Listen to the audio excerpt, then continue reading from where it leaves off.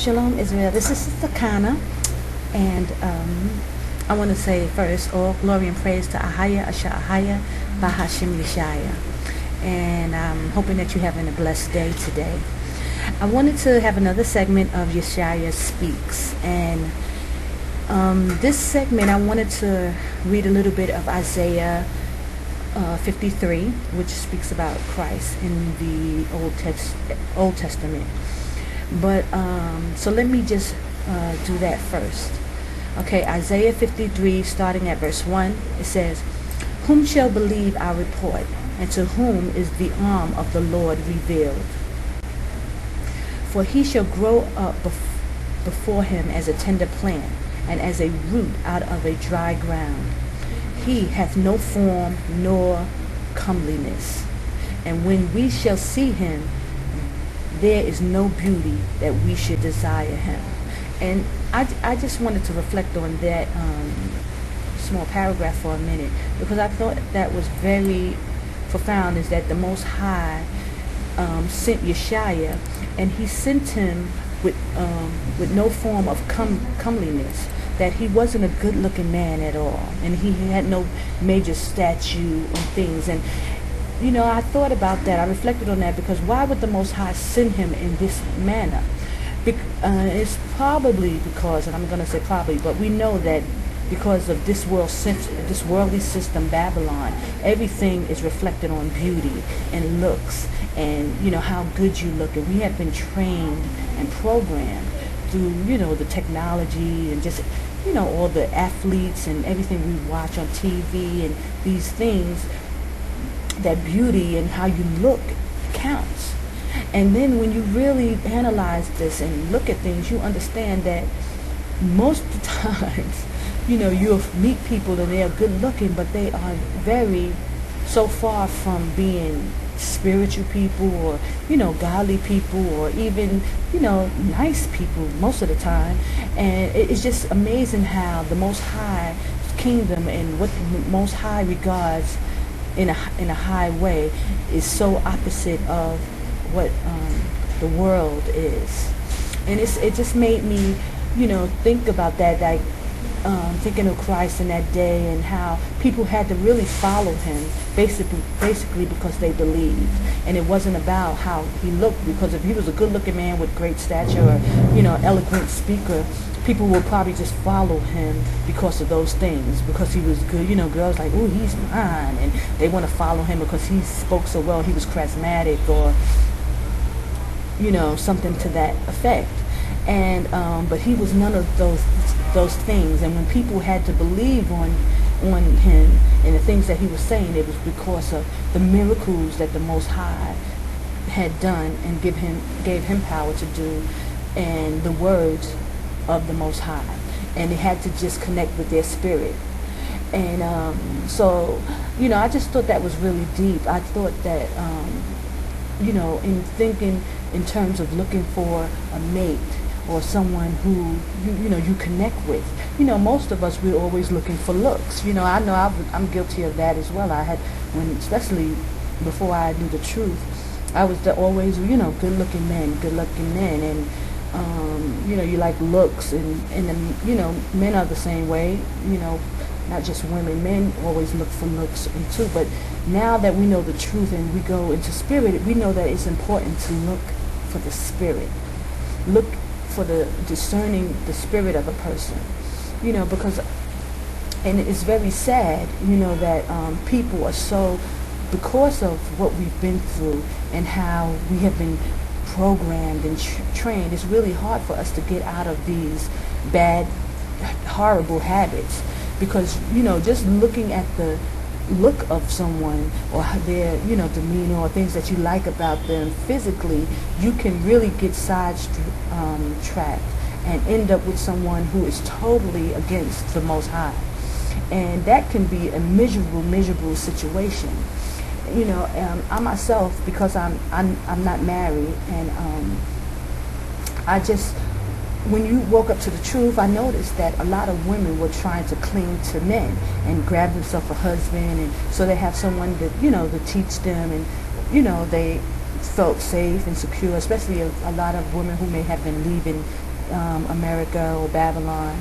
And so you wanted to get yourself, you don't want to be by yourself kind of thing. And I just praise the Most High. I thank the Most High for just me not feeling that anxiety of having to latch on to someone. Because what I found was that a lot of some of the men, and Israelite men who were waking up to the truth, some of them who already knew the truth for a long time, the spirit wasn't, to me, Christ. I didn't see Christ in a lot of the brothers. And also I know I need to be patient and just discern, and because everybody's just waking up and we all were learning and trying to grasp.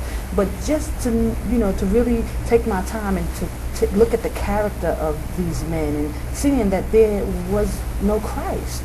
And that it was important to me because, it's a horrible thing to wake up and have to deal with someone that has no Christ. And then it turns out they have no desire for Christ. What I found is that a lot of these some sisters that end up grasping onto men to find just to have a husband and to say that they're married, and the man that they chose end up going off into another doctrine. And now you're married to this person, you done submitted to this person, and now he's going off into another doctrine that he initially wasn't into. And now you're worshiping Satan along with him. So either you're going to find yourself having to divorce this person to break away from them, or you're now going to be worshiping Satan. And I just want to thank the Most High right now for just being a little, cautious and discerning spirits, and not jumping into something just because everyone else was kind of doing it, and just feeling desperate in the sense that you just need to have a man, which all women, including myself, want to have a husband, yes, and want to be safe and secure, and especially a man of stature, if he's studying the word and, he's a speaker or, something to that nature. Most women want to say, oh, that's my husband. But then if it turns out that he is not in Christ, he doesn't know Christ, he has the spirit of Christ, he can't, teach you that the Most High said for us not to be unequally yoked. So, and that means in the spirit, you don't grab onto someone and then to find out that you're not even equally yoked.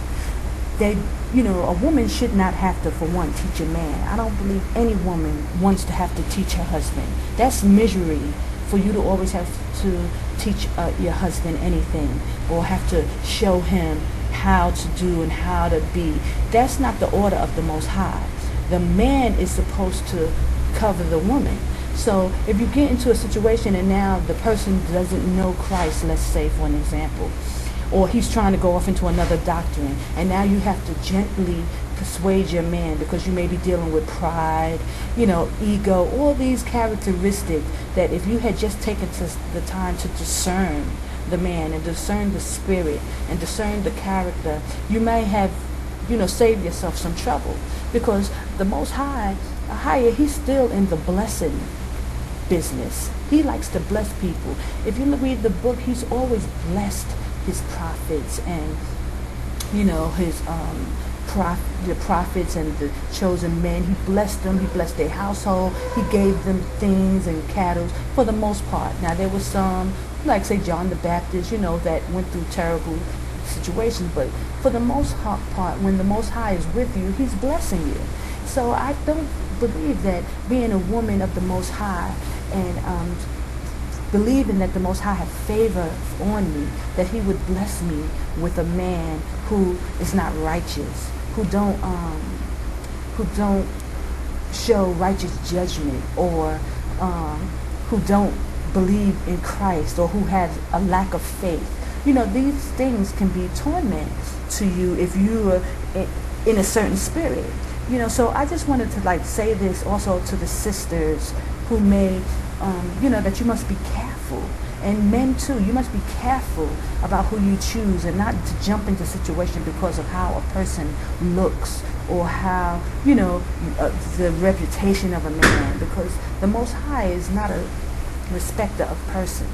He don't care about how you look. He sent Christ. He was uncomely. His looks was not regarded, and nor did they even want to lift him up because of these things, probably. They didn't respect him because of these kind of things, but the Most High was with him. And wouldn't you rather have a man who the Most High is with, that your household would be blessed, that the blessing is even upon you, So we must be very careful of these things. So I just wanted to bring that out about the uncomeliness of Christ, that he wasn't beautiful in looks, but the Spirit of the Most High made him just completely wonderful, and that he was beautiful, overall. And that we need to aspire to look for these things in people and the character of people, and that, we don't have not surround ourselves with people who are not walking in the Spirit of the Most High, who's not walking in the Spirit of Christ, because Christ is the key. And through him is how we get to the Father. And I just want to read a couple of more lines. It says, he is despised and rejected of men, a man of sorrows and acquainted with grief, and we hid, as it were, our faces from him. He was despised, and he was esteemed, and we esteemed him not. That was verse 3. Verse 4 says, surely he hath borne our griefs and carried our sorrows, yet we did esteem him stricken, smitten of God, and afflicted. But he was wounded for our transgressions. He was buried for our iniquities. The chastisement of our peace was upon him, and with his stripes we are healed. Bless the name of Yashayah, Yashayah. That was verse 5. That was Isaiah 53, 1 through 5. And I just want to say, be encouraged, Israel, and always going with the in crowd, and with the in, being part of the in crowd. 9 times out of 10, that's not it. The Most High said, where 2 or more are gathered. So it don't need to have a whole bunch of people, feeling that you're to be a part of, Yashayah and Yashayah's crowd. You don't need a whole bunch. And just look for the Spirit in people, and how they conduct themselves, and how they treat others, and most of the time you'll find a person who is humble, who is meek, and who is probably being attacked, that the Most High will deal with them more likely than a big group of everybody claiming to be something that they're not. So I just want to say, glory and praise to Yashayah, Yashayah. I want to say, put Yashayah in the forefront, because he is the key, and he is the only way to the Father. Bless and glory, and have a great day. Shalom.